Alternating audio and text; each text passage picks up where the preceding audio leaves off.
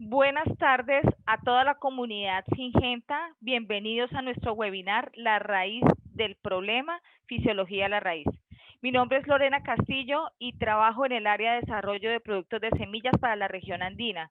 Vamos a estar esta tarde acompañándolos durante este espacio con nuestros colaboradores y con nuestro asesor de semillas de maíz, Marcos Cabezas Gutiérrez, que es colombiano, nacido en Firavitoba, Boyacá, es ingeniero agrónomo de la Universidad Nacional, tiene 2 posgrados en fisiología de cultivos y es desarrollador y docente universitario. También ha tenido infinidad de trabajos en otras compañías, en otras áreas. Ha sido asesor para compañías como Yara, ha sido miembro de la junta directiva de Fedepapa y también ha sido consultor en otras compañías, tanto en Colombia, Perú, Ecuador, Argentina y Venezuela, en diferentes cultivos tropicales, y ha sido capacitador de técnicas a diferentes multinacionales agrícolas, y además de todas sus innumerables publicaciones y conferencias. Antes de darle paso al doctor Marco Cabezas, queremos hacer algunas recomendaciones. En la parte inferior de su pantalla van a encontrar un icono con el nombre de Q&A, que quiere decir preguntas y respuestas, en el cual pueden dar clic y hacer las preguntas que ustedes quieran hacer durante el webinar, y al final del evento las recogeremos y le estaremos dando respuestas. Por otro lado, el contenido de esta charla va a estar disponible en los próximos días en nuestras diferentes redes para su disposición. Sean todos bienvenidos a este espacio y gracias por su participación. Doctor Marco. Bueno, muchas gracias. La verdad que me encanta nuevamente estar con la comunidad Singenta, con todo el grupo de apoyo para la parte de Latinoamérica y los que no nos escuchen en Latinoamérica. El día de hoy vamos a compartir algo de conocimiento sobre este tema de la raíz, por eso lo llamamos, lo hemos definido como la parte inicial del problema, la raíz del problema, para ver la importancia, aunque todos decimos sí, la importancia de la raíz es fundamental, bueno, todo lo que ya hemos definido, pero vamos a ampliar un poquito más ese concepto mirando algunas cosas, mirando algunas experiencias y sobre todo dando pues un margen de discusión también al tema de la raíz y su aporte dentro de que es la producción de cultivos. El tema, pues obviamente lo hemos definido como parte fundamental de lo que es el desarrollo de la productividad. De ahí que pues estemos hablando de esto, la raíz del problema, fisiología de la raíz, importancia del sistema radical en cultivos. Ahí los que en algún momento quieran contactarme, este es mi correo electrónico, micabezag@unal.edu.co, o pues a través del equipo de Singenta. Muy bien, vamos entonces a dar inicio a este webinar. Primero miremos el contenido de lo que vamos a ver en la tarde. Hablaremos de unas generalidades del sistema radical de las plantas, aspectos anatómicos y morfológicos. Hablaremos de la rizosfera y el mucigel como parte importante de lo que es la interacción bioquímica con la planta y con el desarrollo real de lo que es toda la parte aérea. La arquitectura del sistema radical, el manejo agronómico que debemos dar a la raíz para ser muy eficientes en la parte productiva y algunas conclusiones. Listo, sin dar más preámbulos, hablemos entonces de nuestra raíz. Uno dice, bueno, ¿y cuál es el origen de la raíz? Realmente, las plantas de dónde vienen. Cuando uno se pone a ver la historia de las plantas, uno sabe que el origen de las especies vegetales viene del agua, de lo que conocemos hoy en día como la parte, la componente de la biosfera, como la geósfera, estuvo cubierta por agua, y la evolución de las especies viene a adaptarse plenamente a lo que es el cambio en su hábitat cuando ellas entran a hacer contacto con el suelo. Entonces, por eso hablamos de la raíz como se origina durante la primera fase del proceso de diversificación de las plantas. De ahí viene. Nosotros encontramos hoy en día algunas plantas que no tienen raíz completamente formada, son muy diferentes a lo que conocemos como las plantas cultivadas.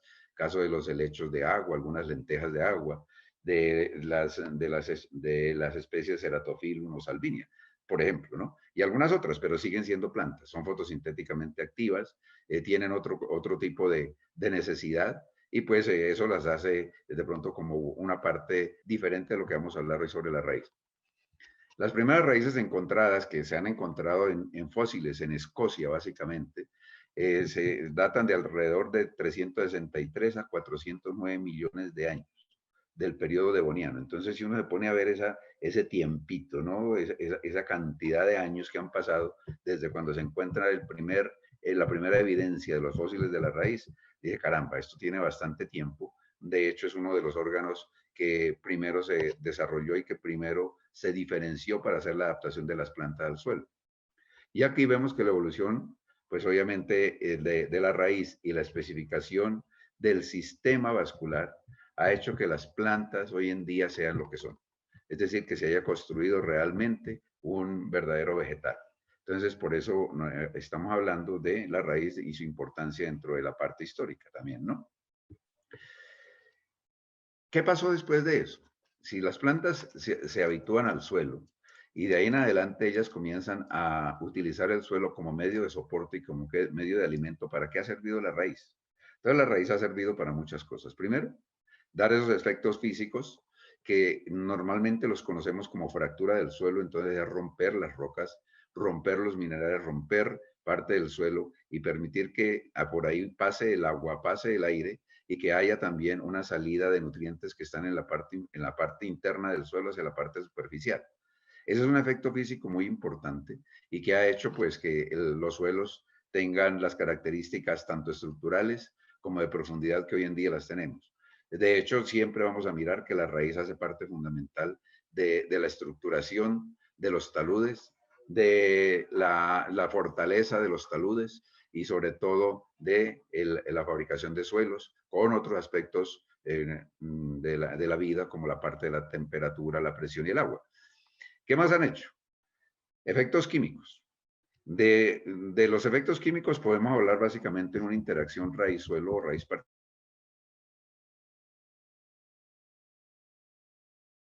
de la salinidad a la disminución de los efectos de los metales pesados.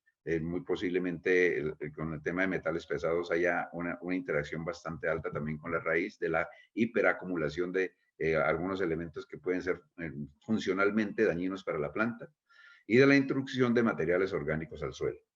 Entonces, esa introducción de materiales orgánicos es sencilla, eso lo consideramos como una parte fundamental hoy en día del ciclo del carbono y del beneficio que tienen las plantas sobre el tema de la captura y el secuestro de carbono en los suelos.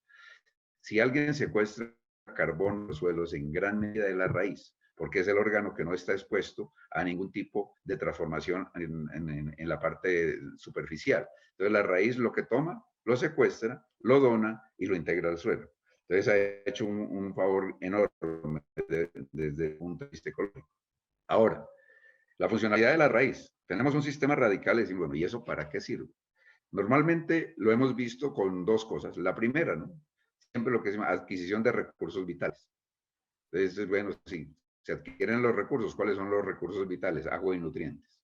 Pero no solamente agua y nutrientes, hay un juego de carbohidratos en el suelo muy importante y de estructuras nitrogenadas, que también la raíz contribuye a que se den ese tipo de adquisiciones por parte de la planta. La otra parte, el anclaje, ¿cierto? Siempre nos ha dicho, listo. Sin la raíz, la planta, pues, no tiene locomoción, pero sin la raíz, la planta no podría tampoco estar erguida. La planta tendría entonces que comportarse de una manera diferente, tener la posibilidad de rastrear o arrastrarse, bueno, otras cosas.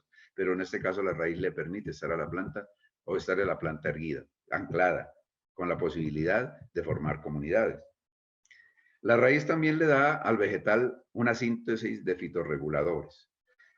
Todos sabemos que nos han enseñado desde entramos a la universidad, incluso antes, que unos fitorreguladores o fitohormonas denominadas citoquininas se producen en la raíz. De hecho, sí, eso es cierto. La gran mayoría de las citoquininas, o más bien, gran porcentaje de las citoquininas que utiliza la planta se producen en la raíz, pero no solamente citoquininas. Hoy día se presta mucha atención a aspectos como las trigolactonas, incluso etileno. Las auxinas también, hay parte de las auxinas que vienen y se sintetizan en la raíz. Entonces, la síntesis de fitorreguladores para el juego hormonal de las plantas es fundamental. Y lo otro, que la raíz sirve también para propagación y dispersión de las especies vegetales.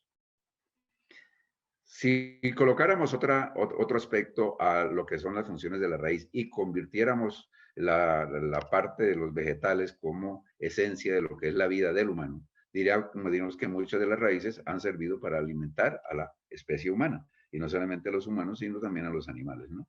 Entonces sirven para todas estas cosas, pero dejemos esos 4 aspectos. Los 4 aspectos tienen, ustedes ven las bolitas que tienen, son diferentes, de diferente tamaño. Eso no es al azar. Eso se ha hecho pues básicamente porque la adquisición de nutrientes, el anclaje y la síntesis de fitorreguladores son los 3 principales factores a los cuales el sistema radical aporta a la ecología del planeta. Y la propagación y dispersión tiene un poquito de menor peso dentro de lo que es las funciones de la raíz, ¿no? Hay una cosa que nosotros siempre o lo confundimos bastante cuando tratamos de hablar de los sistemas radicales. Es qué es radícula y qué es raíz. O hablamos del sistema radical y del sistema radicular.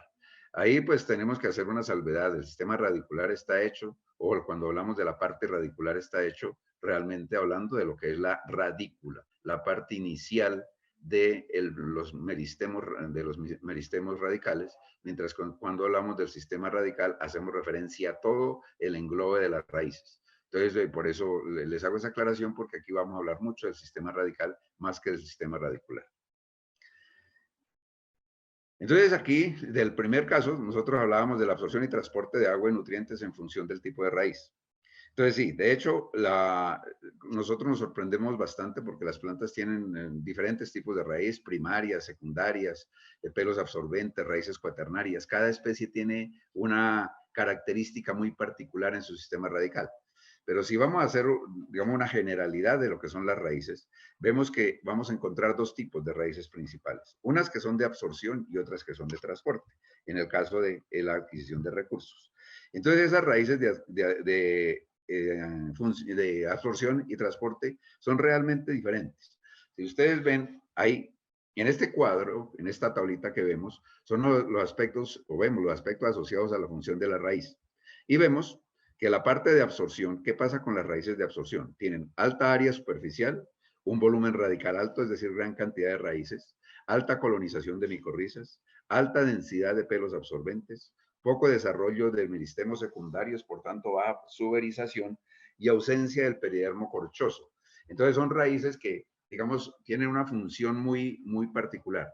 Tener una estela gruesa, unos vasos conductores bastante desarrollados y servir como medio de absorción de los nutrientes. No desencadenar en tejidos que en un momento determinado se pueden convertir en problema.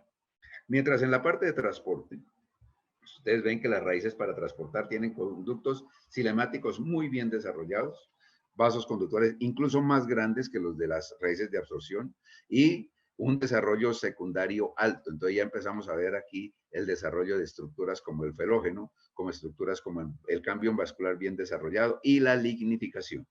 Entonces vamos a encontrar por eso el tema de 2 tipos de raíces. Unas absorben, las otras transportan.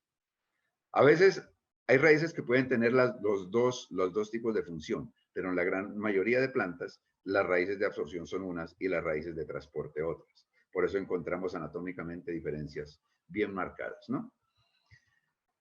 Esta es, digamos que, la composición anatómica de la raíz. La raíz, pues, obviamente, si la vemos en un plano lineal, pues va a tener diferentes sitios de diferenciación celular. Una parte bien desarrollada donde se van a producir las raíces secundarias. Esta es una raíz que ya está hecha, madura, donde se empiezan a producir las ramificaciones de sus raíces secundarias. Una parte posterior un poco más joven, donde se han desarrollado los pelos absorbentes y se habla de que esta es la zona efectiva y absorbente de las raíces. Y de aquí para abajo viene una zona de división celular. Entonces, esa zona de división celular y de elongación celular hace referencia a la parte meristemática, donde se tienen que dar todos los aspectos de crecimiento, todos los aspectos de diferenciación. Es decir, la raíz es como si fuera un tallo aéreo, pero dentro de la tierra, ¿no? Muy particular. Y todo esto está protegido en la punta por una capa, que normalmente se llama la cofia, o la parte de protección o una parte de protección de la raíz a través del cap root o del root cap, que normalmente lo encontramos en los textos y que tiene una importancia enorme, porque esta es la zona que permite hacer exploración a la raíz, le permite entonces indagar, explorar, crecer y meterse en los poros del suelo y en diferentes sitios donde solamente la raíz puede entrar. Entonces ahí tenemos desde este punto de vista el tema de la conformación de la raíz. Si lo vemos a nivel transversal, pues ya ahorita miramos un poco en detalle el tema de la conformación transversal de la raíz. El raíz o cualquiera de las raíces que ustedes pueden ver debe aparecer de algún tipo de sitio o en algún momento en la definición de los órganos de la planta, y de hecho viene de los meristemos radicales. Entonces, un meristemo radical se produce después del desarrollo normal de la germinación. Ahí comienzan a darse los meristemos radicales. Entonces, por eso se habla de meristemos radiculares, los primeros que se dan para la formación de radícula. Y a partir del desarrollo de la radícula madurada, empezamos a tener meristemos radicales. Todo parte de esto, de un embrioncito y un meristemo radical primario. Ese meristemo radical temprano o meristemo radical primario es el que permite entonces tener la conformación posterior de que nosotros vemos en la raíz.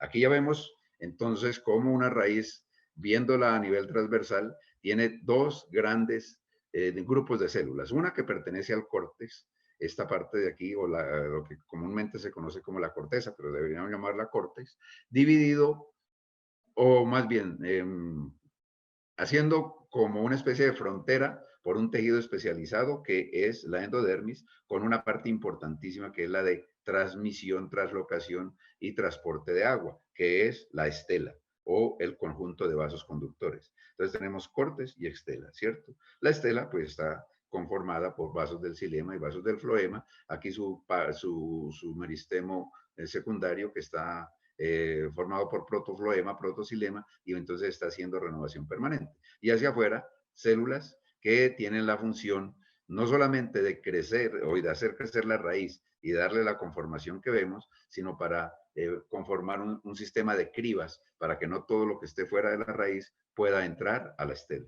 Entonces todo está bien conformado como todo lo de la planta. Es una maravilla, la naturaleza no se equivoca en absolutamente nada.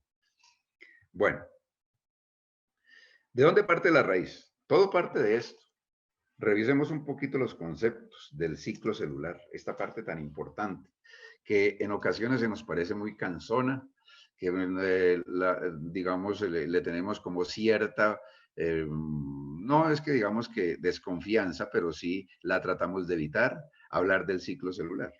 El ciclo celular es muy sencillo. El ciclo celular está compuesto por la mitosis y una parte de lo que llama la interfase, es decir, la intermitosis de cada una de las células. Sabemos que las células tienen que estar dividiéndose permanentemente para lograr establecer los tejidos, ¿verdad?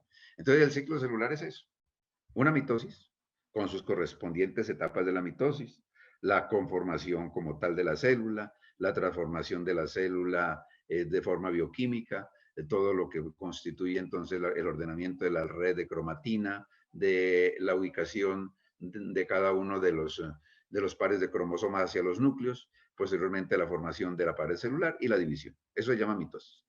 Listo. Después de que se haya división celular, ¿qué viene? Cada célula que se forma tiene que crecer. Entonces encontramos los famosos estados G1. Aquí en esto es importante detenernos un poquito, porque el estado G1, el estado de G1 es de growth, estado de crecimiento número 1, es el que permite que varias de los fitorreguladores o que los fitorreguladores que estén disponibles para generar el desarrollo y la producción de raíz actúen en este estado G1. Entonces aquí, por ejemplo, empiezan a funcionar las citoquininas. Aquí las citoquininas están acompañadas o acompañan a una gran cantidad de proteínas que se llaman ciclinas. Y las ciclinas están asociadas a otro grupo de enzimas que van a ser las ciclinasas y que van a permitir entonces el crecimiento inicial de la nueva célula. Si no existe esto, si no tenemos una acción de las hormonas para hacer que el G1 se desarrolle, la célula pasa a un estado G0, un estado quiescente. Y si ese estado quiescente permanece mucho tiempo, pueda que la célula no se vuelva a desarrollar. Entonces, esto es fundamental. Está asociado básicamente a auxinas y citoquininas, perdón. Ahora, pasa al estado S. El estado S simplemente es un estado de replicación del ADN. Es donde lo que es la duplicación y el ordenamiento del ADN para entonces darle a cada una de las células su correspondiente identidad.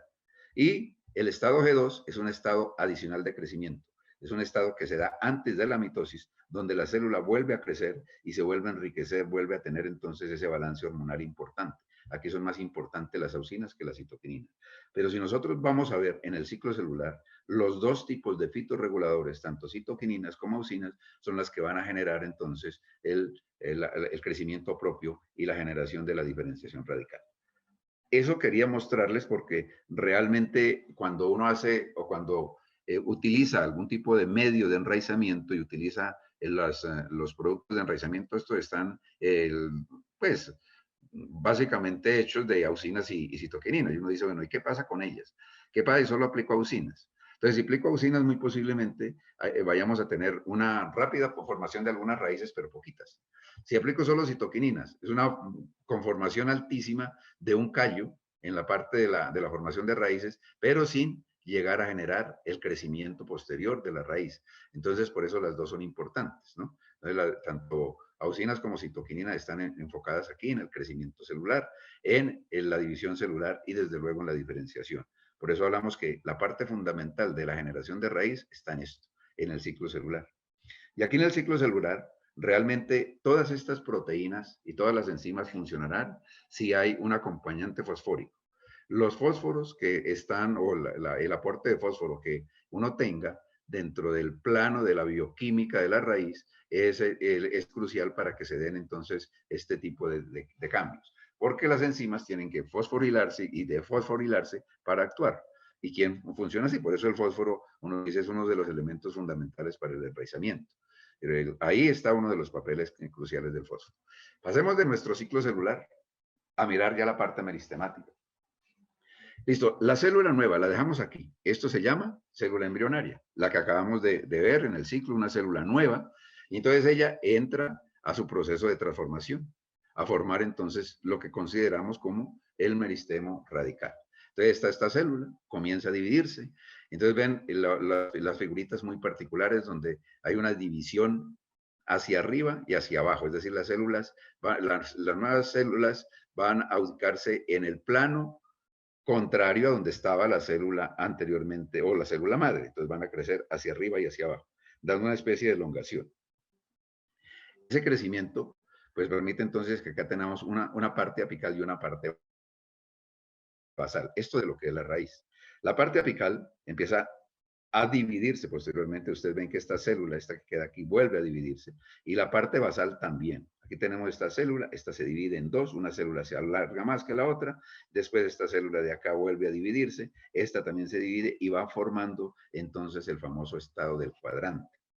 Este estado del cuadrante es lo que nosotros consideramos como ramo o el meristemo primario, el meristemo inicial, el meristemo donde van a surgir todas las raíces de la planta. Entonces, ese RAM está dividido en una parte superior y una parte inferior y un centro quiescente. Ese centro quiescente básicamente sirve como apoyo más de alimento para las células nuevas que para división celular. Entonces, aquí tenemos el nivel superior. Miremos para qué sirven cada una de las dos cositas. Eso que se ve ahí tan sencillo. Eso básicamente es esto. Entonces, aquí tenemos lo mismo, ¿no? El famoso embrión, y a partir del embrión entonces empezar a generar diferentes tipos de células. Una que se llama el suspensor, que es la célula base y la célula apical. Y en la célula apical es donde se va a desarrollar toda la parte meristemática de los nuevos tejidos. ¿Para qué sirve el suspensor? El suspensor básicamente va a generar la base pues para la generación de los próximos tejidos.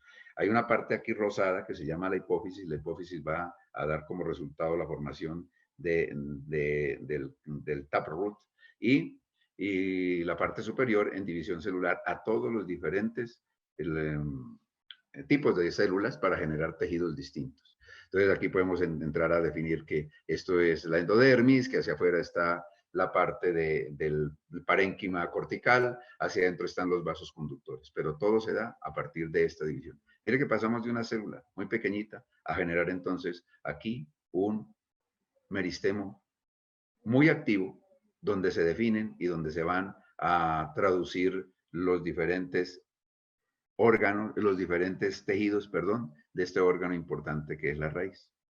Sencillo. Entonces, sí, normal.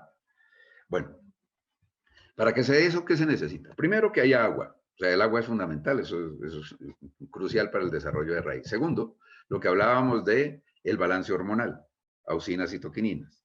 Tercero, la presencia de estos cuerpos, se llaman estatolitos. Un estatolito en botánica es una composición orgánica lo suficientemente grande y independiente para moverse dentro del citoplasma, en respuesta a la acción de la gravedad. Eso es el estatolito.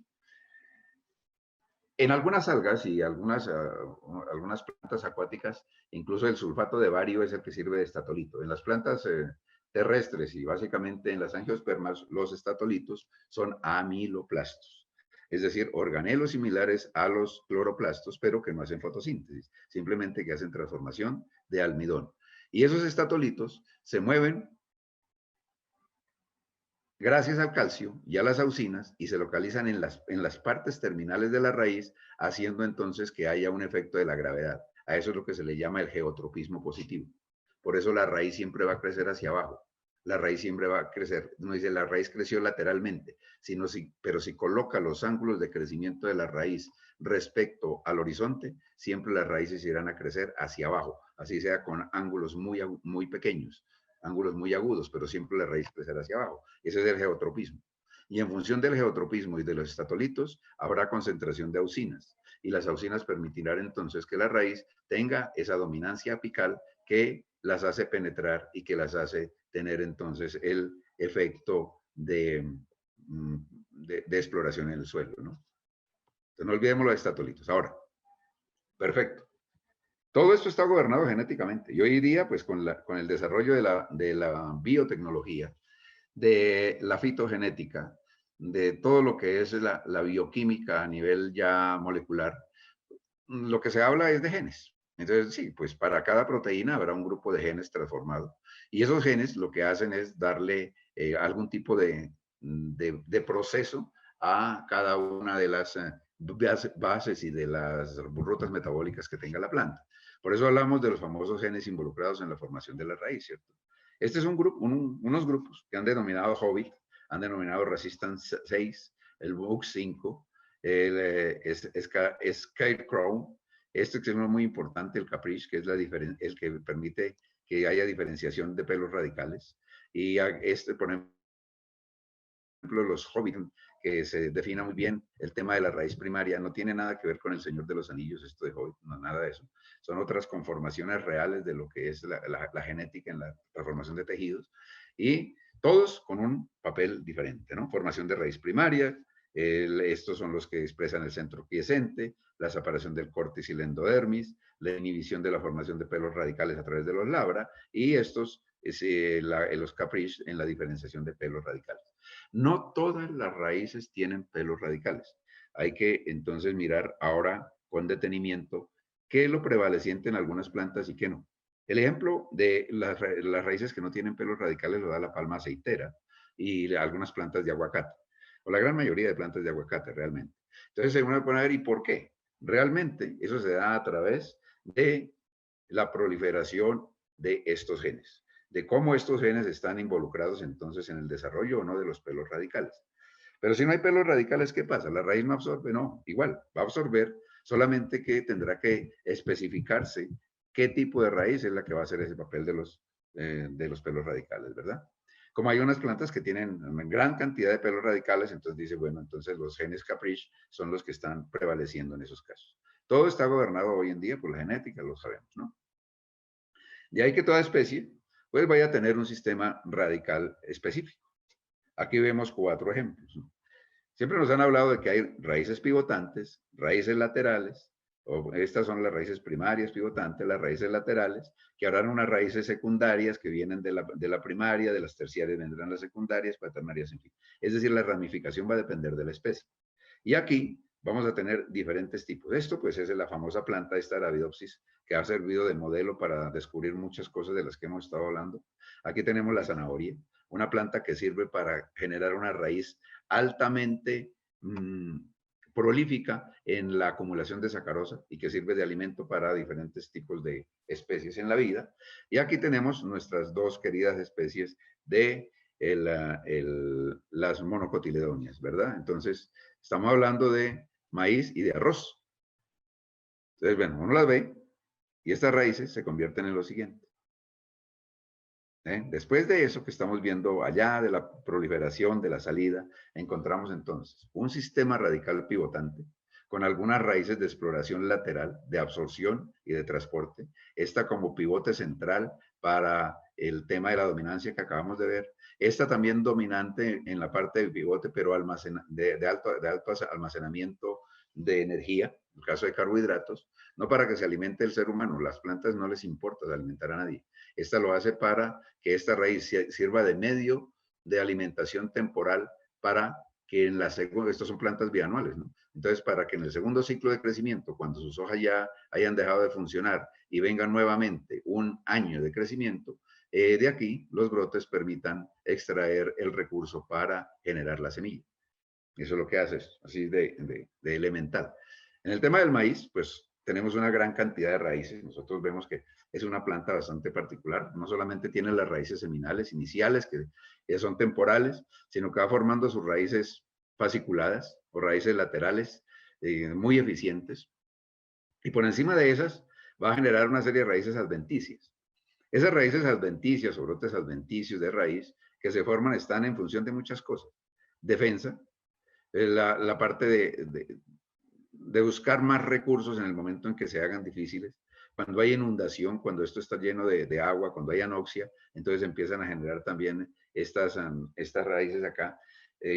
Yo hice por ahí un ensayito con una planta de maíz, la saqué del suelo, la metí a agua, a ver qué pasaba. Cuando uno las mete a agua, completamente empieza la transformación aquí de los centros quiescentes y comienza la formación de raíces adventicias.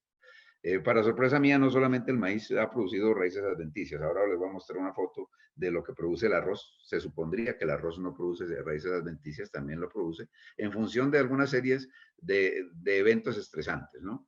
Pero aquí tenemos a maíz. Ahora, ¿y qué? ¿Las raíces adventicias tendrán pelos absorbentes? Sí, se manejan como cualquier otra raíz, porque lo único que hacen es salir, clavarse, servir de sustento de crecimiento para la planta, pero también pueden absorber. Entonces, esta planta, que ustedes la conocen más que yo incluso, tiene unas ventajas y una calidad de adaptación superior a la de muchas otras. Eso es una maravilla, una planta que le enseña a uno bastante, el maíz, ¿verdad? Bueno.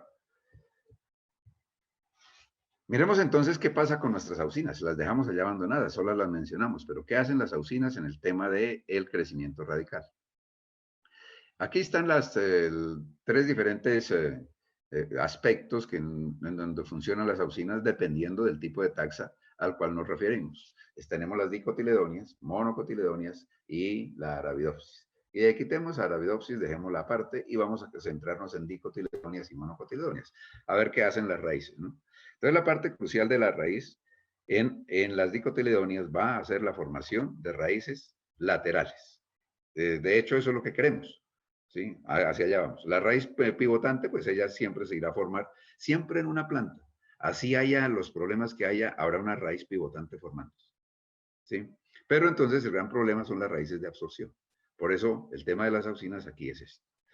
¿Quiénes controlan la secreción? Primero la formación, síntesis y después la secreción de auxinas.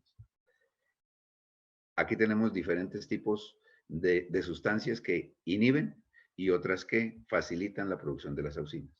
El ácido jasmónico, por ejemplo, es el que induce la formación de auxinas. El ácido jasmónico también hace que ellas, digamos que trabajen, se transporten y lleguen a su sitio. Las citoquininas, parece que el alto, digamos un balance alto de citoquininas bloquea las auxinas. El etileno hace que se formen auxinas. El ácido giberélico bloquea las auxinas. El ácido abscísico bloquea las auxinas. El ácido salicílico parece que ayuda a la generación de auxinas. Es decir, casi todo el mundo está en contra de las auxinas. Entonces, las estrigolactonas, SL son estrigolactonas. Las estrigolactonas hacen que también se bloquee el tema de la formación de raíces adventicias. Entonces, las auxinas trabajan solas. Y miren la importancia de esto, de entender por qué cuando uno habla de las aplicaciones, por ejemplo, de hierro y de zinc y de fósforo, a las plantas cuando están comenzando a enraizar, da un muy buen resultado. Y es que las auxinas, pues, son dependientes netamente de la vía del triptófano. Y la vía del triptófano está gobernada por algunas enzimas dependientes del zinc. Y eso hace que la falta de zinc en un momento determinado bloquee la vía triptofánica. No solamente las auxinas se pueden formar por la vía triptofánica, pero casi que el 85% de lo que tenemos es por esa vía. Hay unas vías alternas también, pero la del triptófano es la más importante. Entonces, ahí está el tema de la funcionalidad del zinc a nivel de la formación de auxinas. Si son monocotiledóneas, entonces las auxinas van a generar el crecimiento de las raíces coronarias o las raíces adventicias.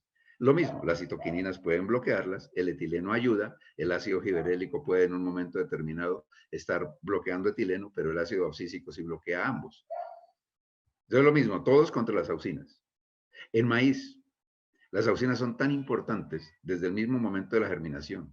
Recuerden que el maíz tiene pocas cantidades de triptófano o en algunos materiales casi nula cantidad de triptófano. Entonces la vía auxínica se ve afectada.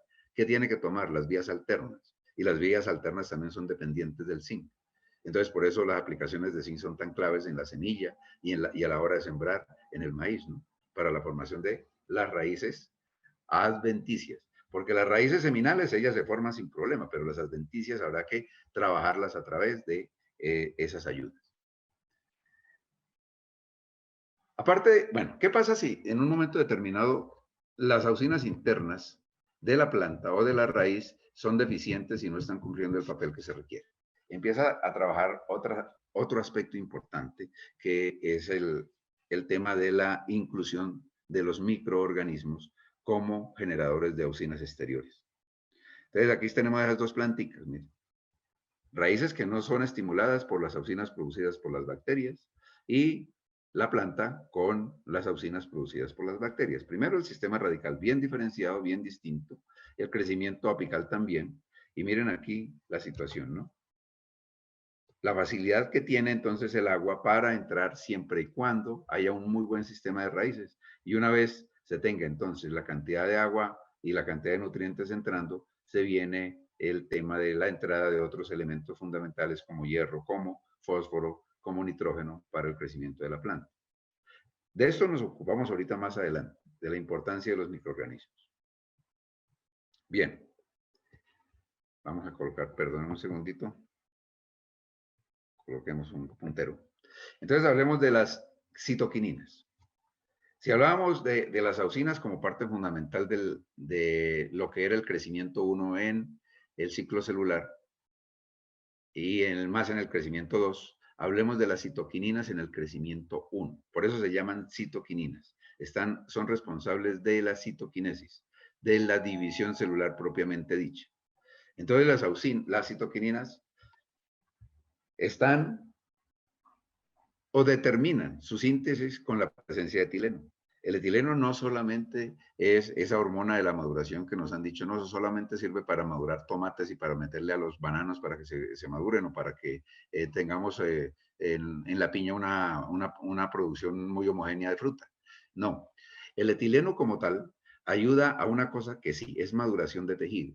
Y la maduración de tejido hace que cuando las células estén lo suficientemente maduras, entonces produzcan sus propias citoquininas. Si una célula inmadura entra a división celular, pues desde luego no lo va a lograr.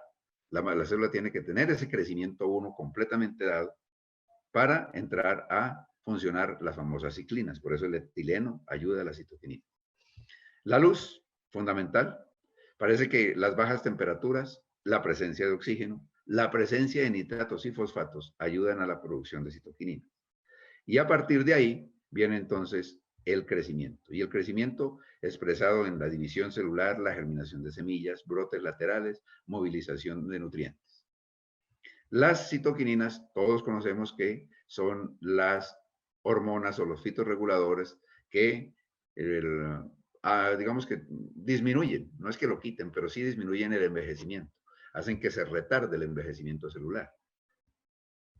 Y si es así, pues entonces tenemos células muchísimo más activas durante más tiempo. Por eso las citoquininas son fundamentales para hacer crecer también la raíz, para formar, en el caso que tengamos un tallo o una hoja o bueno, cualquier parte de la planta que la queramos enraizar, la citoquinina lo que hace formar es el callo inicialmente y después la auxina hace que se genere la producción de las raíces nuevas. Entonces, ahí, dos cosas importantes, citoquinina y auxina. Ahora, ya aprendimos cómo es que se forma la raíz. Ahora, miremos, perdonen el pleonasmo, miremos qué pasa cuando la raíz está formada. El fomento del tamaño de la raíz es fundamental. No es simplemente el que la raíz se diferencie. Tenemos que lograr que la raíz crezca, que la raíz se desarrolle. Por eso vamos a hablar de dos cosas importantes. Son la rizosfera y el mucigel. Esta es una foto tomada en un cultivo de rosas. Las rosas no son las plantas que sean más proclives pues, a producir raíces.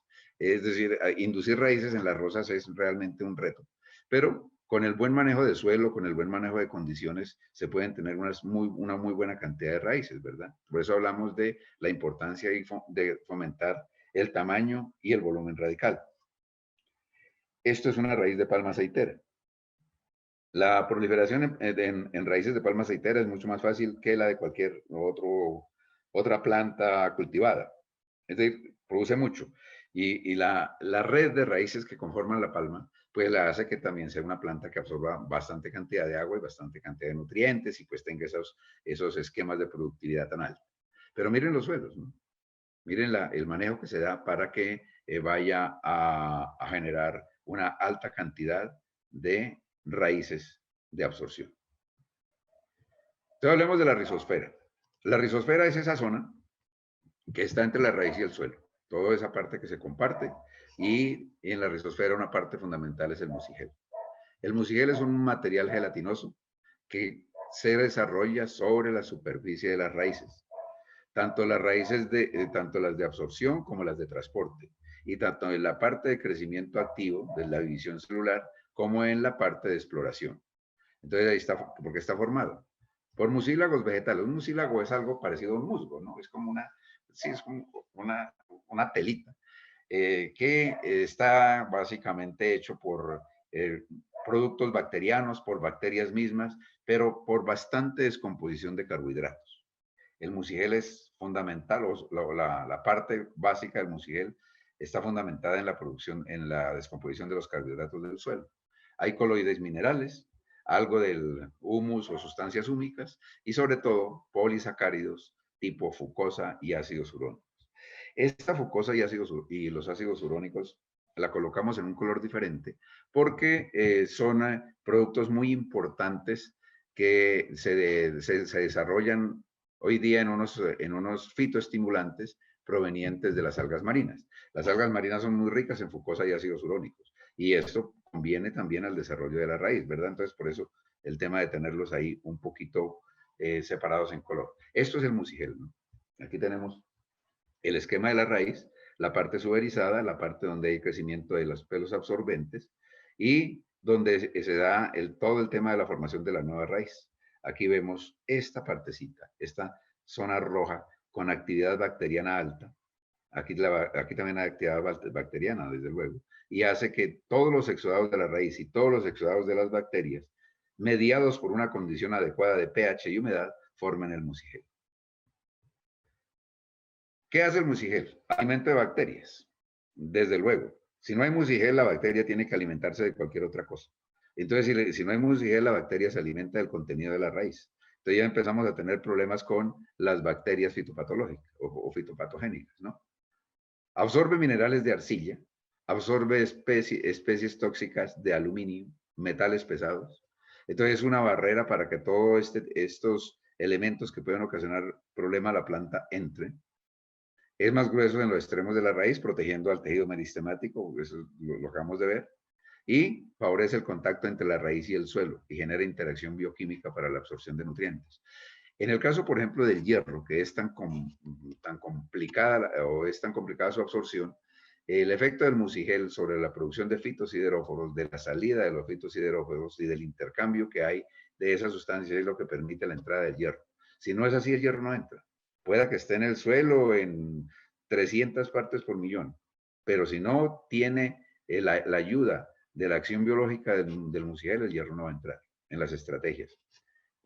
Esta es una raíz de banano, por ejemplo, ¿no? Una raíz muy activa, el banano tiene unas raíces muy carnosas y los suelos bananeros en ocasiones tienen tanta dificultad para dejarlas crecer, pero ella busca muchísimo su expansión y generar bastantes zonas de absorción y a través de esto que acabamos de ver, del musigel. Mire lo que hace el musigel, esta es una foto bien particular, porque el musigel hace que se atrapen partículas del suelo.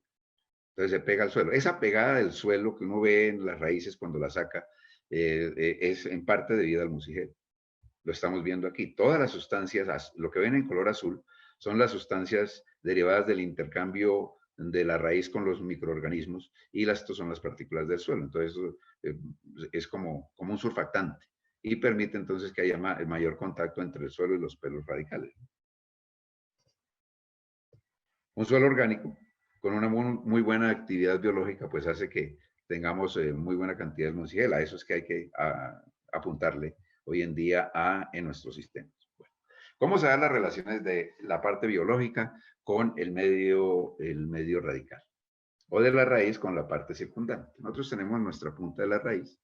Aquí ya la vimos con todos sus componentes, todos sus tejidos. Y encontramos algunos endófitos, son bacterias que crecen dentro de la raíz y algunos epífitos, están por fuera creciendo. Tanto los endófitos como los epífitos tienen la posibilidad de generar entonces diferentes tipos de compuestos. Esos compuestos son metabolitos, desde luego, y van a generar o van a permitir más bien dos tipos de cosas. Uno, incrementar la inmunología de la parte interna de la planta y lo otro, permitir entonces el intercambio de nutrientes. Entonces, ¿qué es lo que nosotros tenemos aquí? ¿Qué sale de la raíz realmente? De la raíz puede estar saliendo ácido nicotínico, nicotinamida, ácido ascórbico, ácido cítrico. De aquí que van a entrar algunas sustancias fúlvicas, exudados de las bacterias, de la raíz salen fenoles, los fenoles activan el tema bacteriano y empiezan a entrar exometabolitos que permiten entonces el equilibrio no solamente del agua y de los nutrientes, sino del crecimiento como tal, porque estábamos viendo que los hexametabolitos producidos por los epífitos o por las bacterias o los actinomicetos que hay aquí nos pueden contribuir con la necesidad y la oportunidad de tener auxinas, por ejemplo, cuando la planta no la genera por sí misma. Entonces se da esa relación. ¿Qué más tenemos a nivel de microorganismos? Bueno, aquí básicamente está nuestra raíz, el efecto de algunos elementos que produce la raíz, como los flavonoides. Los flavonoides son unos productos del metabolismo secundario que son antiestresantes. Realmente lo que hacen son disminuir los efectos de los radicales de oxígeno libre. Esos elementos pueden salir de la raíz, hacer entonces que haya un intercambio con algunos factores que van a generar, por ejemplo, nodulación, que van a generar la presencia de micorrizas, que vamos a tener aquí diferentes tipos de microorganismos que ayudan a la captura del nitrógeno de manera no simbiótica. Las estrigolactonas. ¿Qué son las estrigolactonas? Las estrigolactonas son el último grupo de fitorreguladores al cual se le ha dado un papel importante en las plantas, de las últimas hormonas. Las estrigolactonas son unas sustancias que ayudan bastante al tema de la defensa de la planta, pero también a la regulación del crecimiento. Por este lado, pues hay intercambio protónico, intercambio aniónico. En la parte final de la raíz, en la cofia o el taproot, vamos a encontrar entonces intercambio de exudados, grandes cantidades de productos. Entonces, todo eso tiene que darse. Entonces, imaginen un suelo que no tenga actividad biológica, un suelo que esté muerto por diferentes razones, ya sea porque tiene acidez muy alta, o que tengamos problemas de salinidad, o porque tengamos problemas de contaminación, o porque sea un suelo supremamente infértil de manera natural. Entonces, desde luego la raíz pues no se va a desarrollar. Aquí empezamos con el primer problema. Siempre que nosotros tengamos problema en las plantas, no sé si vieron el primer slide, el de la presentación, el, y hablamos del problema, la raíz, desde ahí comienza. Todo problema que uno vea en la parte de arriba, a no ser que le aplique un herbicida de contacto a la planta, tiene que ver con raíz. Los amarillamientos, la falta de crecimiento, a veces hasta la susceptibilidad a plagas y enfermedades, tiene la base fundamental en el sistema radical. Entonces, por eso hay diferentes o conceptos que cada vez tienen más validez. Alguna vez un colega en Ecuador, en Ecuador y en Perú, me decía es que la raíz es el cerebro de la planta. Le decía, pues eso no se lo vaya a decir a un cirujano o a un neurocirujano porque entonces lo descalifica. Pero realmente si nosotros nos ponemos a pensar y ponemos a analizar a ciencia cierta, la raíz donde se dan todas las bases fundamentales del pensamiento de la planta. Entonces aquí me van a saltar los médicos o a veces los filósofos, dice la raíz no piensa. Y yo creo que los que no pensamos somos nosotros como la raíz y como la planta realmente piensa. Nosotros no somos intérpretes de lo que la planta hace. La planta es demasiado inteligente, ¿no? Si no fuera inteligente no tendría esa capacidad enorme de sobrevivir bajo unas condiciones ambientales tan adversas. Entonces, pues aquí estamos hablando de ese intercambio y de los microorganismos como parte fundamental de el crecimiento y el desarrollo de la raíz. Ahora, nosotros hablamos de la parte biológica, pero la parte biológica debe ir de la mano de la bioquímica. Y si existen las bacterias es porque ellas están produciendo algo, no solamente porque la bacteria está y la bacteria me tocó, entonces yo voy a crecer, no. El tema es que ellas producen unas sustancias. Y las sustancias están metidas dentro de dos grupos, unos que se llaman los derivados de la homoserina lactona y algunos denominados los ciclodipéptidos. Esos dos tipos de sustancias están hoy en día organizadas dentro de lo que conocemos como los señalizadores. Los señalizadores de la detección de qué? De la detección de la presencia de activadores en la raíz. La foto de aquí está básicamente explicando cómo en el tema de la presencia de este tipo de sustancias hace que el crecimiento indeterminado de la raíz, es decir, la raíz en el tema de dominancia apical, logre su objetivo, penetre y crezca con la presencia de estas sustancias. Y la no presencia de estas sustancias, donde hay poca cantidad de ellas, hace entonces que la raíz pierda la capacidad de dominar, de crecer, de explorar. Y entonces empieza a formar una serie de raíces laterales muy cortas y muy superficiales. ¿Sí? Por eso es importante eso. Uno habla, listo, el tema bacteriano, a esto se llama volumen radical. Entonces, si hay suficiente interacción con el medio y se tiene alta cantidad de microorganismos, se favorece el tema de los microorganismos benéficos, también se va a defender y se va a mejorar el crecimiento de la raíz. Estas son las moléculas, que les guste la bioquímica, aquí están los dos tipos de moléculas, las homoserinas lactonas y los ciclodipéptidos. Son moléculas, pues van desde lo elemental hasta lo complejo, y son las que han estado detectadas como parte fundamental de lo que los microorganismos producen y hacen que las plantas esencen para tener su intercambio permanente de sustancias y la actividad de crecimiento. Bueno, esto es un cuadro que resume una tabla, vamos a tratar de mirarla rápidamente por cuestión de tiempo, del tema de los procesos en la rizosfera. Entonces, en la rizosfera uno puede encontrar diferentes procesos, ¿no? Micorrización, nodulación y la actividad microbiana. Entonces, la micorrización está fundamentada en o el crecimiento de más cantidad de raíz, de tener más desarrollo y más volumen radical para suplir en un momento determinado un nutriente que falte, sobre todo fósforo. El tema de la nodulación también. Hay una limitación de nutrientes. Entonces empieza a desencadenarse todas esa esa serie de respuestas bioquímicas que permiten quitarse de encima el problema. ¿Cuál es?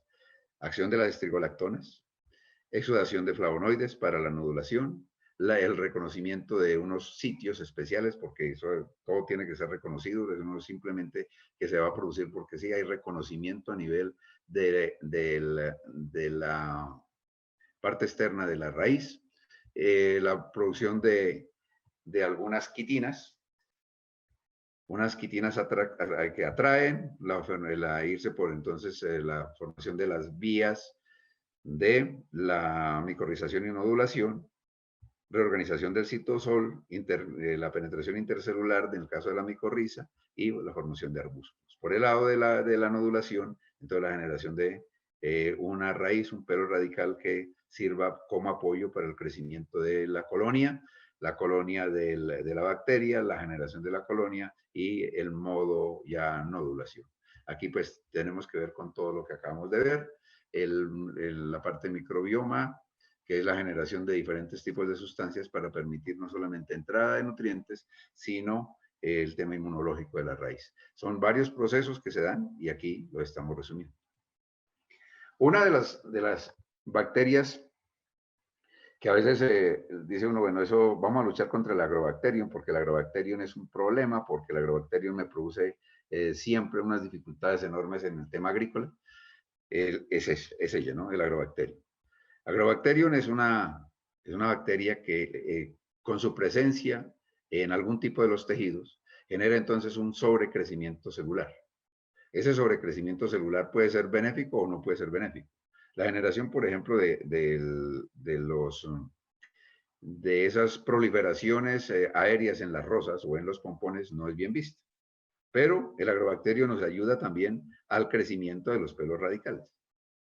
Entonces, lo que mire que en lo que pasa a veces en la zona aérea de la planta, que la consideramos como no benéfica, en la raíz puede ser benéfica. Entonces, Agrobacterium ayuda.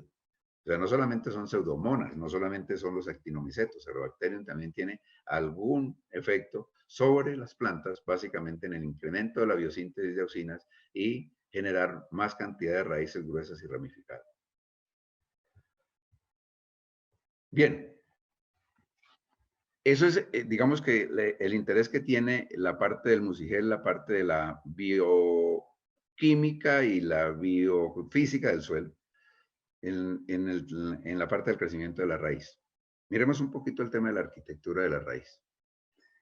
Siempre nos han dicho hay dos tipos de raíz, pivotantes y las fasciculadas. No, hay diferentes tipos de raíz, bastantes arquitecturas. El señor Cannon, el de las máquinas Cannon, no sé quién sea él, es un señor, un investigador que creo que no tiene nada que ver con las máquinas de tomar fotografías.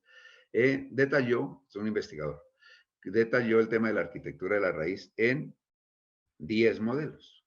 Entonces, los tipos de raíz, esta con una raíz pivotante, con bastante dominancia apical, esta semipivotante con poca dominancia apical, esta muy pivotante con dominancia y control apical, no solamente tiene control tiene que ver con este crecimiento hacia abajo sin que las demás tampoco se desarrollen mucho hacia abajo. ¿eh? Si ustedes quieren saber de sus plantas, ubíquenlas con el tema de cualquiera de las plantas, las pueden ubicar en estos 10 modelos. Ahora, tomen una foto en un rizotrono, en lo que sea, de una comunidad de plantas y van a encontrar esto. Todas tienen una raíz diferente. Por eso se habla de la especificidad de las raíces en cada planta. Los dos sistemas que nos han mostrado siempre, ¿no? Las raíces pivotantes de las dicotiledóneas y las de las monocotiledóneas. Pero pues esto puede variar. Como les digo, en el maíz, sobre todo con este tema de las raíces adventicias. Y en algunas dicotiledóneas, cuando hay problemas, pues también esto se vuelve un modelo que no es completamente determinístico. Está en la arquitectura. Lo que sí es importante en la arquitectura es esto, ¿no? La arquitectura es fundamental para determinar la cantidad de agua y nutrientes que se van a tomar. Aquí vemos estos 4 modelos de arquitectura de plantas y aquí abajo lo que vamos a ver es cómo se da la transpiración. Y la transpiración simplemente está en función de la cantidad de agua que se toma. Entonces aquí vemos RS31, que es esta, es el modelo de raíz que permite tener mucha más transpiración en condiciones ya sea de sequía o de humedad. Pero los modelos, por ejemplo, el SR6, ¿no? Vamos a ver el RS6, tiene unos modelos de muy baja transpiración. Uno puede decir, listo, este modelo es muy bueno para plantas que estén en condiciones de sequía. Sí, interesante. Lo que hay que ver es qué tan eficiente es después la planta para la generación de órganos agronómicamente deseables. Bueno, por tiempo vamos a tratar de correr un poquito. Esta es la vía de absorción de agua y nutrientes que les decía, pues está en función de qué. De los pelos absorbentes, el contacto del pelo con el agua y con el nutriente, la entrada a través de las células, esquivando entrar a las células, que eso se llama la entrada apoplástica, y la entrada dentro de las células, que se llama simplástica. Todo lo que haya aquí entre simplasto y apoplasto va a ir al xilema. Aquí se recogen entonces todas estas cosas que hay y van a entrar al xilema. Lo que vemos punteado se llama la banda de Gaspari. Vamos a ver para qué sirve la banda de Gaspari. La banda de Gaspari básicamente está hecha por unas células corchosas que no permiten la entrada fácil de toda la corriente de agua que viene del suelo. Entonces esto es una criba. Esto es lo que permite que no toda la basura que hay vaya a entrar a la planta, que haya selectividad y que entonces se obligue a lo que viene en medio de las células a entrar a la célula a través de los reconocedores. Es una especie de control. Por eso es importante la banda de Gaspari, ¿no? Este tema es bien clave porque nos dice las raíces finas y las raíces más gruesas, ¿qué importancia tienen en la planta? Entonces, las raíces finas, aquellas de menos de 0,5 milímetros de diámetro, tienen alta capacidad de absorción, una tasa de respiración alta y una concentración alta de nitrógeno. Las raíces más gruesas tienen capacidad alta de transportar, pero no de absorber, tienen baja tasa respiratoria, pero tienen mucha cantidad de celulosa y suberina. Es decir, aquí vamos a tener una relación carbono-nitrógeno muy alta. Bueno, esto desde el punto de vista metabólico es importante, tal vez en alguna otra ocasión lo podamos ver, pero para que ustedes vean que no todas las raíces tienen el mismo comportamiento. Miremos algunas cosas agronómicas antes de terminar, ingeniera Claudia. Entonces, es esto. ¿Cómo hacer desde el punto de vista agronómico para que los sistemas radicales sean mayores, de más volumen, más eficientes? Uno de ellos se llama fitoestimulación. Y la fitoestimulación simplemente es darle a la planta o al órgano que queremos enraizar los nutrientes necesarios para generar sus propios productos, en este caso las auxinas y las citoquininas. Entonces hablábamos que las citoquininas son dependientes del fósforo netamente, las auxinas son dependientes del zinc. Entonces aquí le pusimos un producto de zinc y fósforo. Miren la diferencia en la generación de raíces en la caña. En la caña es muy fácil generar estas raíces. Estas son las raíces que vienen del tallo madre. Pero estas de aquí, las blanquitas, que son las de absorción, tienen dificultad. ¿Y tienen dificultad por qué? Porque van a depender netamente de todo lo que hemos visto, de la presencia de auxinas y de citoquininas. Y ahí entonces estamos hablando de zinc y fósforo, ¿verdad? El tema de las micorrizas, fundamental. La micorrización siempre va a ayudar muchísimo a incrementar los volúmenes radicales, a hacer que los suelos mejoren, no solamente para absorber fósforo, sino para tener muchísima más cantidad de intercambio entre la raíz y la parte de la rizosfera. Pero el mejor fitoestimulante con el suelo, el oxígeno, claro. La raíz debe crecer en un medio donde el oxígeno esté presente. Es decir, si no, nosotros nos han dicho que los suelos deben tener el 25% de poros aire, entonces, ¿por qué vamos a obligar a una planta a estar con el 10 o el 15% de poros? Entonces, el 25% de la porosidad debe ser aire, y en ese aire hay oxígeno. Entonces, bajo esa condición del oxígeno, la raíz crece. Esas son unas raíces muy bonitas de aguacate, pero con una condición de oxigenación adecuada del suelo. Si no, no. La compactación, problema enorme para la raíz. Aquí tenemos dos casos. Uno, un suelo no compactado y un suelo compactado. Miren un suelo compactado, el cortes, el volumen de cortes que tenemos. Mientras en un suelo compactado, el cortes restringido, los vasos conductores no se desarrollan adecuadamente. Vamos a tener una muy alta cantidad de endodermis producida con banda de Gaspari muy alta, mientras que aquí no. Entonces, aquí el tema de la compactación no solamente es una cuestión que nosotros hablamos, sí, eso hay que mejorarlo. No, hay que mejorarlo porque si no se hace, vamos a tener problemas enormes en el tema del desarrollo radical. Esto, que es clave, no sé por qué hemos llegado acá, Mire, cualquier obstáculo en el crecimiento de la raíz causa atraso en el desarrollo de la planta. Que yo me acuerde, hace mucho tiempo el tema de la propagación de especies se hacía en unos vasitos donde se les colocaba, se les formaban unos huecos en la parte basal para la aireación y la salida de agua, y después se sacaba la planta y se trasplantaba. Alguien dijo, no, metámoslos en una sustancia que son biodegradables, entonces la saca y para no romperlas, se colocan así directamente en la planta. Mire, la foto lo habla, no hay necesidad de decirlo. Esta planta se le rompió este famoso Jiffy, a esta no se le rompió el Jiffy. ¿Cómo está esta? Creciendo, generando ramas, esta no, está quieta. Entonces cualquier obstáculo para la raíz no le permite crecer. Mira aquí esta plantita que se le rompió el Jiffy, la raíz comienza a crecer. Esta no tiene crecimiento radical. Entonces, por poco que sea la lámina, y por delgada y por sencilla que sea, es obstáculo. Ese obstáculo es el mismo que nosotros encontramos en el suelo, igualito, las capas de Harpan, donde la raíz no crece. Mira, aquí está creciendo las raíces donde encontraron la capa de Harpan, de aquí en adelante no crece. Esto es lo mismo que esto. ¿Sí? Entonces, estas son plántulas que están hechas después, esto la van a microinjertar y las van a pasar a campo. Muy posiblemente la raíz no crezca más de lo que le permite esta famosa película. Entonces hay que facilitar las cosas. Lo otro, esta foto tomada en un suelo demasiado pedregoso. Mire la raíz cómo se desarrolla. ¿Sí? Entonces, bueno, esto es muy interesante desde el punto de vista ecológico, porque decimos, sí, la planta nos está ayudando con unos suelos pedregosos, pero desde el punto de vista agrícola no, porque tenemos que hacer que estas plantas crezcan adecuadamente. La presencia de aluminio, suelos ácidos, mire lo que hace. El aluminio bloquea el tema del crecimiento de los pelos radicales.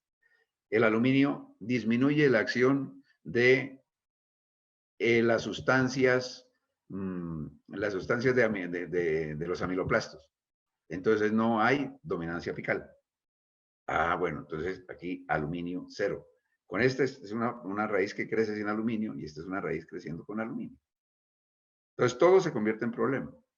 Lo que les decía del zinc y el fósforo, ¿no? No coloquen zinc y fósforo en la parte inicial de crecimiento de las plantas. Y la raíz tiene que desarrollar su capacidad para absorberlos, buscarlos y entonces generar sus auxinas y sus citoquininas. Si nosotros le colocamos sobre la semilla de maíz, de arroz o de cualquier otra semilla, zinc y fósforo, entonces ese zinc y fósforo lo va a tomar la semilla. Y si lo va a tomar la semilla, inmediatamente va a generar nuevas raíces para que ellas aumenten el volumen radical y hagan que la planta crezca mucho más rápido. Entonces eso es ayudarle a la planta, ¿cierto? Bueno. Eso no me va a detener acá, es simplemente mostrarles la fotografía de aquí para ver que el arroz también produce raíces adventicias cuando está sometido a deficiencias de calcio. Es una foto tomada en una zona con altas deficiencias de calcio en Colombia, con el arroz inundado, y él empezó a generar esas raíces adventicias para buscar el calcio, ¿no? Las raíces se sacan es para que el calcio lo tome. Aquí simplemente hablarles de la importancia del fósforo, crecimiento radical, y del zinc, crecimiento radical, no fósforo, no zinc, no hay crecimiento radical a 100 gramos de hierro, hay fósforo, no hay zinc, pero lo compensamos con hierro y empieza el crecimiento radical a funcionar mejor. Aquí no tenemos fósforo, pero entonces ese fósforo lo suplimos con hierro y puede haber entonces algo de crecimiento, ¿verdad? Entonces, zinc, hierro y fósforo. Boro, fundamental para el crecimiento de la raíz. A este lado, plantas que crecen con buena cantidad de boro, raíces saludables. A este lado, plantas que crecen bajo un sistema o bajo una área con deficiencia de boro, raíces sin desarrollo adecuado. Si el boro no está presente, las auxinas no cuentan. Entonces es importante. Miren aquí el tema de el boro y las citoquininas también. Entonces aquí, control. Tiene boro y citoquininas. Quítele el boro. Quítele el boro y colóquele boro foliar. Quítele el boro y colóquele citoquininas, ¿no? Entonces, ¿cuál es la mejor forma? Compensar con boro. Bueno, y hay muchas cosas. Bueno. Nosotros hablábamos al principio, ya vamos a terminar la charla, del tema que la raíz almacena bastantes carbohidratos. Sí, la raíz almacena muchísima cantidad de carbohidratos, fija carbohidratos, y eso le permite entonces a uno decir, ¿qué pasa con el trasplante? los trasplantes a raíz desnuda. No todas las plantas están hechas para eso, pero si no fuese por la cantidad de carbohidratos que ella almacena, ninguna planta, al sacarla de su hábito y tratar de llevar la raíz desnuda, respondería. Solamente lo hacen ellas, por la acumulación de carbohidratos. Ellas acumulan aquí, después se colocan en un medio normal de crecimiento y vuelven nuevamente a generar sus raíces. Entonces, también acumulan carbohidratos, que es una cuestión bien importante. Bueno, esto ya lo vimos. Ahora, quiero hablar de la totipotencia. ¿La totipotencia qué es? La capacidad que tiene cualquier órgano de la planta para regenerar otros órganos diferentes a él. Me explico. Es la capacidad que tiene una hoja para formar raíces, por ejemplo. Las hojas pueden formar raíces. Un tallo puede formar raíces. Una raíz puede formar tallos. Entonces, la raíz es de los órganos que están desarrollados con mayor totipotencia en las plantas. De aquí de esta zona podemos tener raíz. De un estolón podemos tener raíz. De un tubérculo podemos tener raíz. De una hoja podemos tener raíz. Entonces, la raíz siempre se ha visto como el órgano más totipotente o que es generado a través de la totipotencia de las plantas. Perfecto. Entonces, para no quedarnos más, volvemos al slide inicial, donde hablábamos que la raíz del problema. ¿Cuál es la raíz realmente del problema nuestro?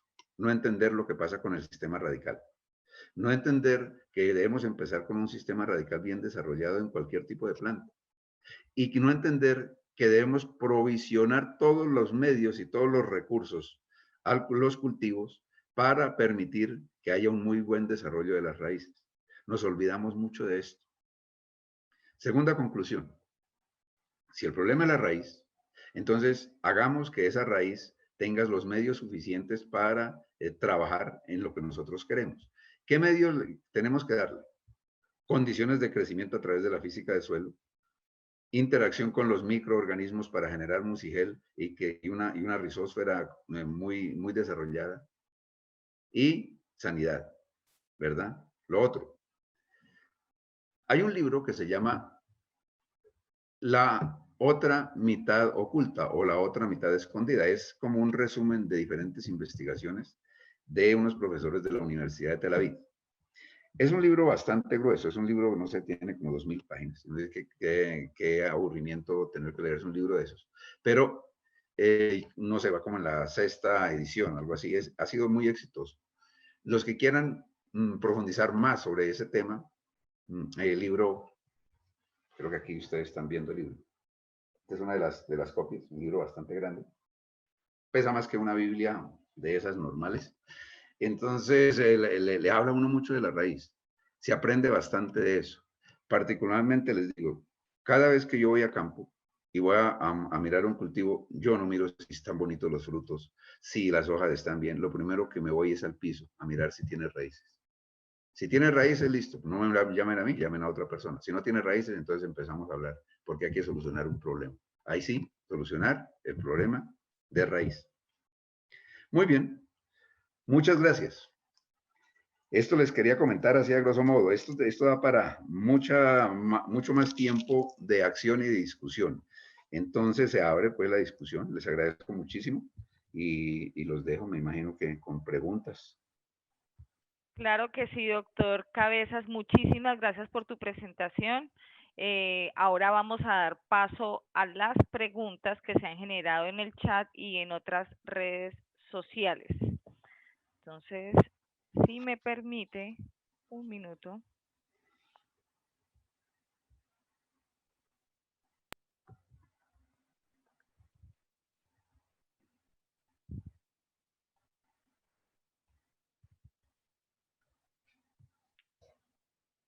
Vamos a dar inicio.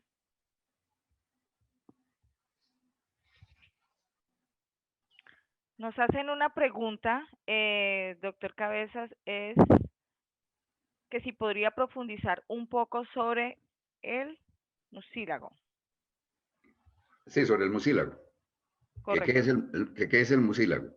El mucílago es una sustancia o un conjunto de sustancias, porque no solamente es una, que está rodeando las raíces desde la punta hacia la parte donde ellas se derivan de una raíz principal. Toda esa parte debe tener mucílago. pero es mucho más activo en la punta. ¿Qué tiene el mucílago? Entonces el mucílago tiene secreciones de bacterias, secreciones de actinomicetos, pero también secreciones de la raíz. Como les decía, parte de lo que es el mucílago está hecho con la transformación de carbohidratos del suelo.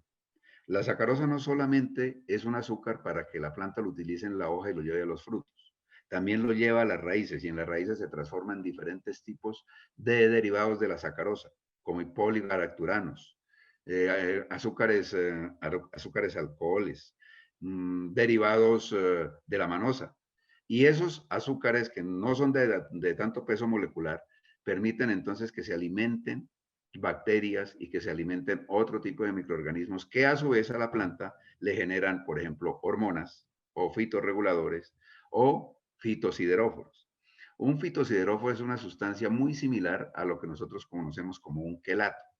Es decir, que envuelve a un metal, lo protege y le permite entrar, estar ya que quede en contacto directo con el flujo de agua dentro de los pelos radicales. Eso pasa con el hierro.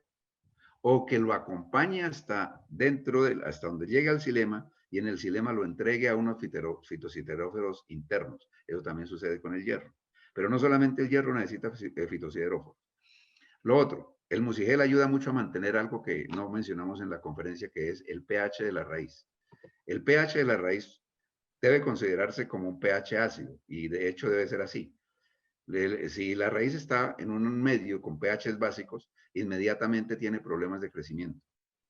Recuerden una cosa, las auxinas dependen del ácido indol acético y del ácido indol butírico. Son ácidos y si son ácidos deben estar en un medio ácido.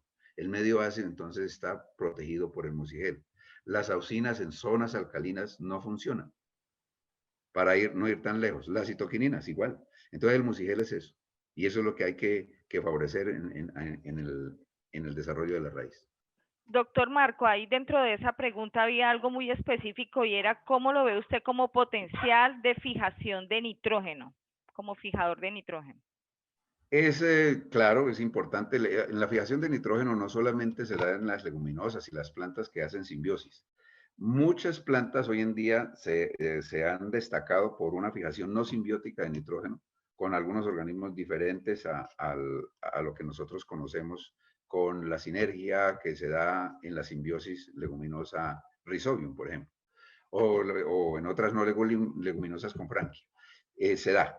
Se da porque realmente hay microorganismos que toman el nitrógeno del aire, lo transforman, hacen esa parte de la amonificación y dejan entonces el amonio disponible para la planta. Todo eso en los bosques es muy común que se dé, ¿cierto? En el fitoplancton, muy común que se dé eso. Lo que sucede es que pues nosotros en la agricultura convencional del siglo XX y principios del siglo XXI no tuvimos como muy en cuenta esa parte y siempre tratamos de manejar el tema de la necesidad de nitrógeno a partir de las aplicaciones externas, de las aplicaciones de fertilizantes. Pero lo que hay a nivel de, por ejemplo, en caña de azúcar, hay bastantes microorganismos que ayudan a fijar nitrógeno, bastante. Ok, gracias por la respuesta. Acá hay otra pregunta. Dicen, ¿dónde se ubica con más frecuencia las micorrizas? ¿En la parte superior o inferior de las raíces? Eso depende del tipo de micorrizas. Hay los que nosotros llamamos las micorrizas vesículo-arbusculares. Se meten mucho a la raíz, sobre todo en la zona de diferenciación, en esa zona que hay entre por encima de la coleorriza y la parte suberizada. Entonces ahí donde están los pelos absorbentes. Entonces a ellas se meten, hacen su colonización, forman sus vesículas, generan la famosa red de Harting. Después de que generan esa red de Harting, entonces se alimentan de algo que la planta tenga, empieza a generar los fitorreguladores para que la raíz siga creciendo, siga explorando y forme entonces esos volúmenes de raíz tan especiales. Hay otras micorrizas externas también, ayudan. O sea, todo microorganismo tiene su función, pero lo que más conocemos obviamente son de las vesículas arbusculares que son muy eficientes. Ok, gracias. Otra pregunta. Dice, ante el cambio climático y la poca disponibilidad de lluvia o de agua dentro del cultivo de maíz, ¿qué recomienda para disminuir el impacto de la falta de agua? Pues muy interesante eso, pues uno tuviera en sus manos todo eso. sería interesante, ¿no? Primero, pues ir al tema del mejoramiento. Cada vez más uno tiene que ser consciente que necesitamos materiales que se adapten a las condiciones de sequía. El maíz es una planta pues que es muy eficiente en la toma de agua. Lo que sucede es que necesita mucha agua para producir lo que nosotros queremos, que es otra cosa. Hay fitoestimulación. Yo les hablaba a ustedes, por ejemplo, de la fucosa, de los ácidos poligalacturónicos, todas esas sustancias que tienen las algas marinas y que se le pueden colocar a los cultivos para que sean más eficientes en el uso de agua, es muy, muy importante tenerlo en cuenta hoy en día. Ahora, si nosotros tenemos maíz sembrado en zonas secas y conocemos muy bien que en algún momento del ciclo va a haber deficiencia de agua, hay que aprovechar desde el mismo momento, lo que les decía, de la misma colocación de la semilla, la fertilización a la semilla, la colocación de fósforo y zinc, mayor cantidad de raíz, más exploración, más cantidad de entonces, una mayor probabilidad de la toma de agua en el horizonte y en el perfil. Entonces, todo eso ayuda. Claro, si estuviera en uno decir, no, es que tengo la maravilla de planta para hacerla producir en el desierto de Atacama y sin necesidad de agua, pues sería fabuloso, pero nos toca combinar todas las herramientas que tengamos a la mano. Entendido. Otra pregunta dice, ¿el triptófano es precursor de alguna hormona? Sí, hablábamos que el triptófano es el precursor como molécula de las auxinas, del ácido indol acético. Lo que pasa es que no solamente por la vía triptófano se va a producir ácido indol acético, se puede ir por una vía alterna también, pero digamos en dicotiledonias lo normal y en monocotiledonias también lo normal es que se vaya por la vía triptofánica a generar ácido indol acético en una vía metabólica que se llama la vía del ácido chiquímico. La vía del ácido chiquímico parte del triptófano, de ahí en adelante hasta la generación de auxinas. Ok, acá hay otra pregunta. ¿En un sistema hidropónico existe el musigel? Bueno, ahí sí, es una pregunta excelente. Entonces uno dice, bueno, ¿y qué pasa con la parte de hidroponía y qué pasa con la parte de aeroponía, donde no hay ese contacto directo del suelo, de las partículas del suelo con la raíz? Pueda que exista, pero no en el desarrollo que tiene en el crecimiento normal dentro del suelo. Lo que nosotros hablamos del musigel aquí en esta conferencia está dado para cultivos en suelo. ¿Por qué? Porque en el suelo es donde se dan las interacciones más grandes. En el suelo uno encuentra de todas las poblaciones de micro y macroorganismos en interacción. Entonces, el tema del musigel pueda que esté ahí. De hecho, entendiendo un cultivo hidropónico o un cultivo más bien en sustrato, más que lo que es netamente hidropónico, porque si es hidropónico, uno creería que el musigel no estaría por la falta de oxígeno, porque aquí no tendríamos muy, muy limitada cantidad de oxígeno. Pero en un cultivo en sustrato pueda que haya, pero en una cantidad muy baja. Y en aeroponía, pues, bueno, yo no sé, la verdad, yo nunca he medido el musigel en una aeroponía porque uno ve las raíces tan puras y las raíces tan finas que uno no se atreve a meterles la mano y a decir nada porque pues, se contaminan primero y segundo no hay necesidad de hacerlo. Pero sí pueda que exista. O por lo menos están las bases hablemos, si me lo permiten, de una cosa que se llamaría protomusigel. Ok, perfecto. Una consulta. Dicen acá, eh, el aporque es una labor muy común en los agricultores maiceros. ¿Usted recomienda esa labor o puede causar daño en las raíces del cultivo de maíz severamente? No si se hace a tiempo. El aporte debe hacerse antes del estado B6. Lo que uno busca es, primero, que ayudar a disminuir el tema de la interacción de malezas y segundo, darle soporte a las plantas para que no se caigan. Lo otro, si le colocamos suelo y ese suelo tiene la suficiente cantidad de nutrientes y está muy bien fertilizado, pues eso le traerá beneficio. El beneficio del aporte es mucho mayor que el perjuicio. Lógico, se hace tarde y en un sistema donde los surcos estén muy cerrados, pues los daños pueden ser considerables, pero el aporte sí es interesante, no solamente en maíz, ¿no? Donde se puede hacer en tomate, en papa, eso en muchos cultivos uno lo que hace es generar una condición. Ah, bueno, también con el aporte estamos rompiendo capas endurecidas, entonces eso se da más oxígeno y al dar más oxígeno a la zona radical ya lo vimos que es muy beneficioso. Ok, acá hay una pregunta. En maíz, ¿hasta qué etapa fisiológica se recomienda utilizar auxinas o citoquinín? En ninguna, porque yo lo que les digo es, no le dé a la planta el pescado, dele la caña para pescar. ¿Cuál es la caña para pescar? Los nutrientes. Entonces, si usted le da desde el principio el zinc y el fósforo, va a tener auxinas suficientes, va a tener citoquininas suficientes, no hay necesidad de aplicarle absolutamente nada. Yo soy enemigo de la aplicación de hormonas, sobre todo en cultivos semestrales. No me gusta, porque eso es descompensar la planta, eso es hacerla pensar diferente. Y la planta no hay que hacerla pensar diferente, hay que entenderla como piensa. Ok, y acá una última pregunta. ¿Las micorrizas tienen una vida de cuánta duración? ¿Es necesario cada ciclo agrícola agregarles al suelo? Sí, excelente pregunta. Miren, las micorrizas primero son muy específicas. Cada especie, cada planta cultivada tiene su respectiva micorriza o sus respectivos géneros de micorriza o más especies de micorriza. Puede ser glomus, puede ser acaulospora. Hay diferentes géneros y diferentes especies de estas que hacen su acción muy particular con las plantas. Las micorrizas, pues ellas producen unos órganos, digamos, de quiesencia, de mantenimiento en el campo que pueden estar durante bastante tiempo. Pero lo ideal, miren, no es la cantidad que se aplique, es digamos, como la facilidad que se le puede dar a que ellas hagan el trabajo, me explico. Hoy en día a uno le pueden estar vendiendo bultos de micorriza, le venden es un bulto de suelo con un poco de micorrizas que primero no son específicas. Y entonces eso es para aplicar permanentemente. Hay que entender cuál es la micorriza que realmente quiere el cultivo. Si es aguacate, uno sabe que son unas acaulosporas específicas y esas hay que dárselas al aguacate, no le podemos dar las micorrizas de la rosa al aguacate. Entonces, la especificidad es importante.